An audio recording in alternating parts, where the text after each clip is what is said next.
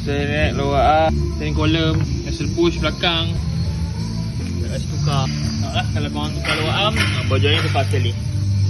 So luar arm baru, luar arm lama kat sini. Kata Estima So kalau lah contoh macam kita cakap lah 5 ke 7 tahun pakai kereta mesti ada preventive maintenance ni. So 5 tahun 7 tahun ke atas confirm benda ni akan rosak lah. Okay. Tapi tengok nasib lah. Kalau boleh pakai elok lagi okey lah. Macam kes ni memang tak boleh pakai dah. Kalau korang tengok rosak dia macam mana. Macam ni right tengok. Alamak jatuh. Dia patutnya stay kan kalau baru.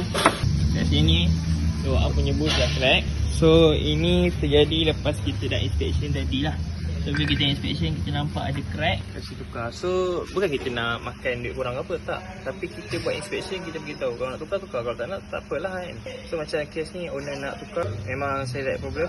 Memang dia bawa dah tak selesai. Bawa arm pun dia kasi tukar. Kasi settle lah problem owner ni. Ni seret baru, nampak tak? Kalau kita tarik ni, dia stick. Macam ni baru betul. Stick macam ni baru handling mantap. Okay, faham tak? Faham. Dengan steering column saya nak tukar. Banyak kita ni buat. Risau betul ni. Ni semua ni nak tukar lah. Ni sekali lah. Tapi ni tak nak masuk. Ni kita nak update. Ini akan update. This one. All of this. Tak ada angin ni tu. Angin.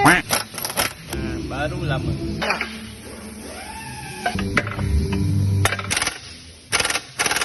Nampak beza baru lama tak crown ni yang lama lah. Kita bagi crown baru nanti. Dah tukar ni. Satu sebelah dah tukar dah. Okay, boleh like, follow, komen dan share. Jumpa lagi next video. Bye.